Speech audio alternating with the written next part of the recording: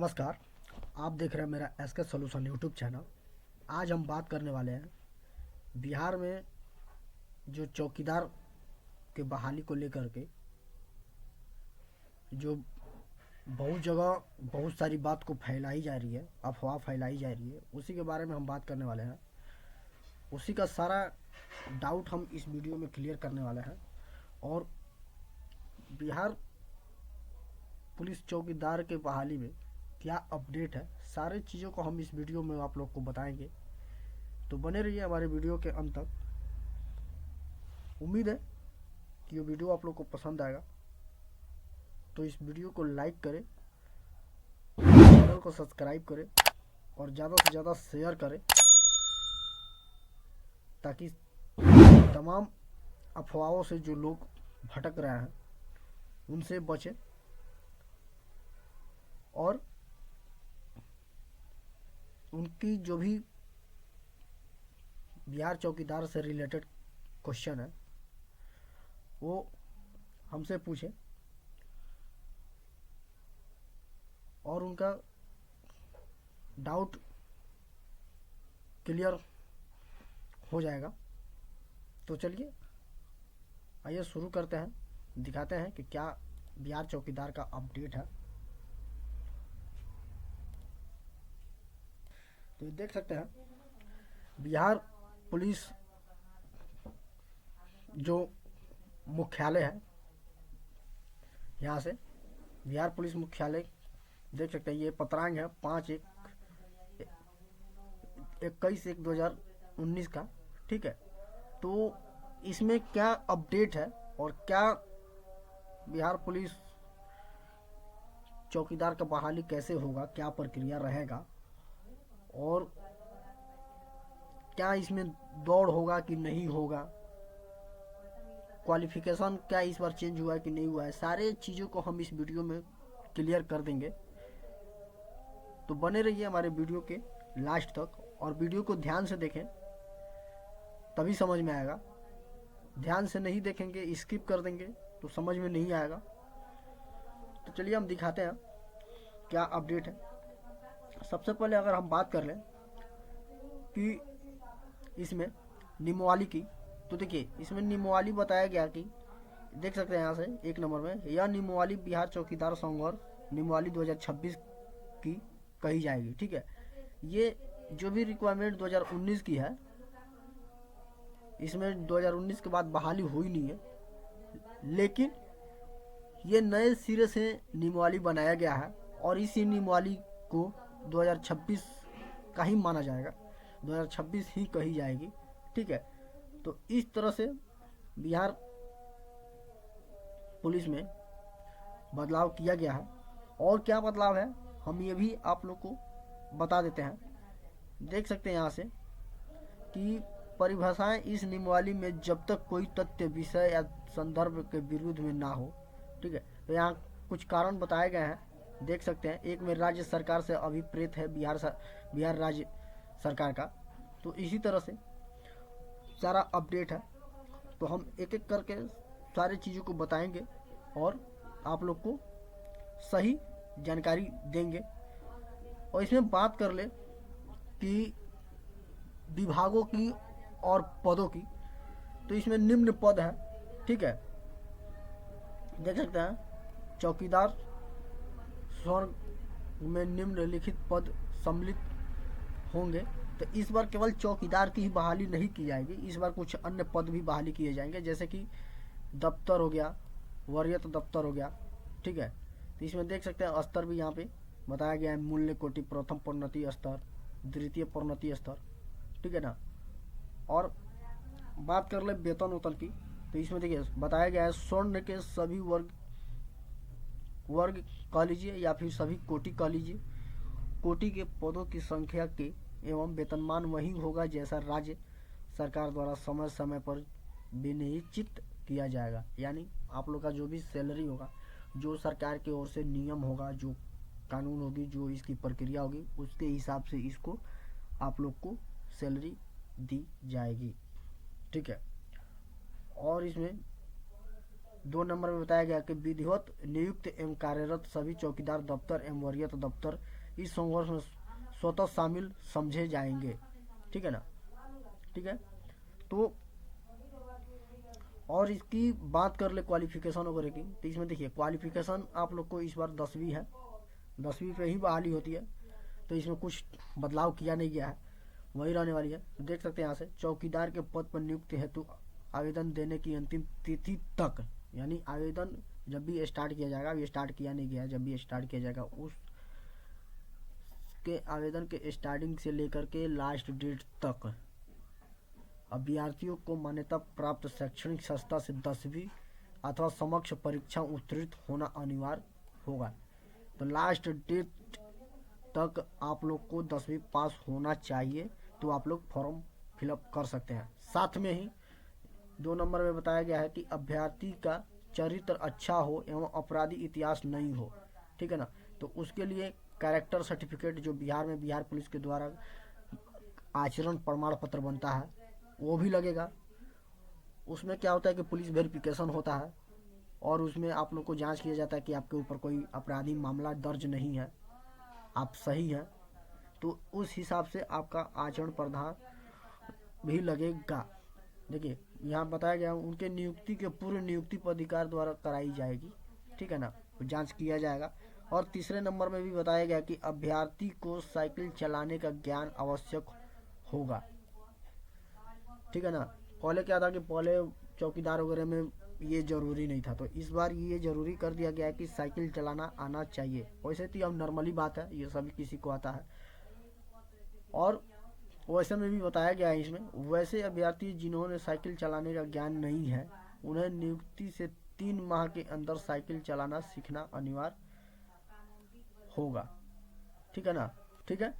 तो नियुक्ति से 3 मंथ के अंदर, ठीक है ना, 3 मंथ यानी 3 महीना के अंदर आप लोग को साइकिल चलाना अनिवार्य है। आप लोग साइकिल चलाना सीख लेंगे तो ही आपका नियुक्ति होगा। अगर साइकिल चलाना नहीं सीखते हैं तो आप लोग का नियुक्ति नहीं होगा। इसलिए बोला जा रहा है कि मान के चलिए कहीं आप लोग को रात्रि में ड्यूटी लगा तो आप लोग साइकिल से जा सकते हैं।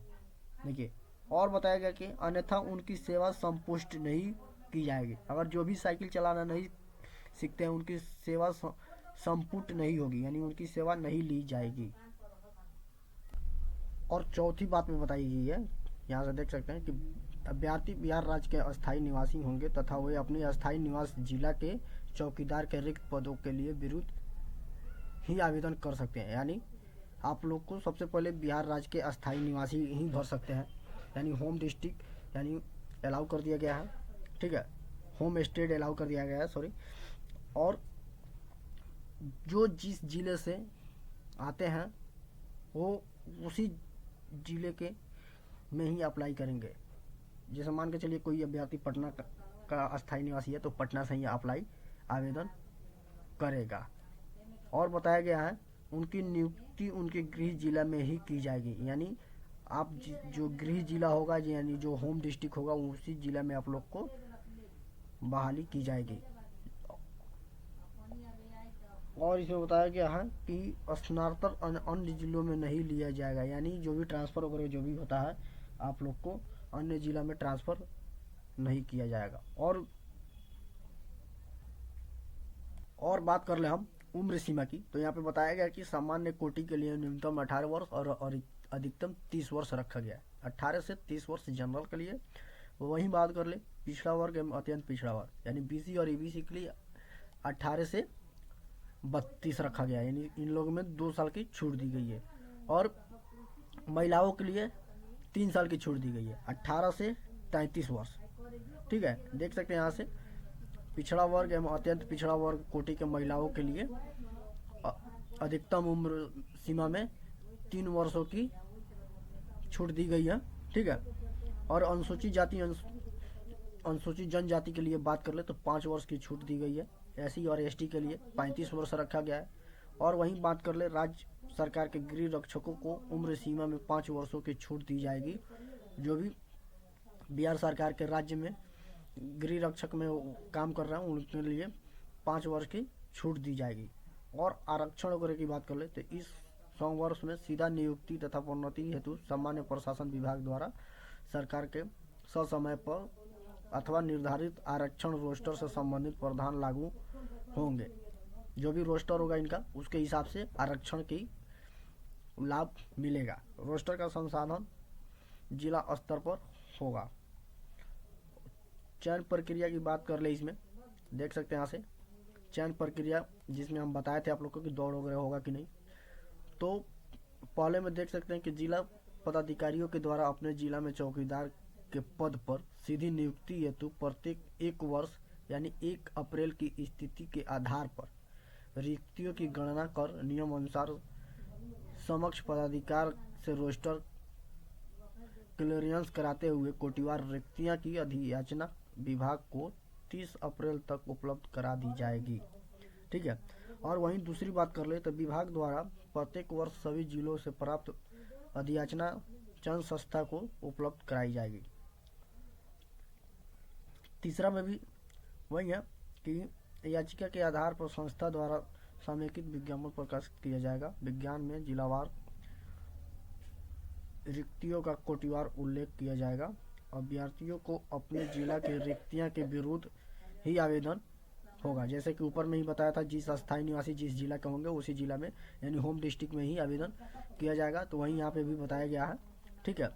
और चौथी बात में बताया गया है कि इन लोग के चयन संस्था द्वारा लिखित एवं शारीरिक क्षमता जांच परीक्षा का आयोजन किया जाएगा। यानी लिखित होगा और फिजिकल होगा, यानी पहले लिखित होगा और बाद में फिजिकल होगा।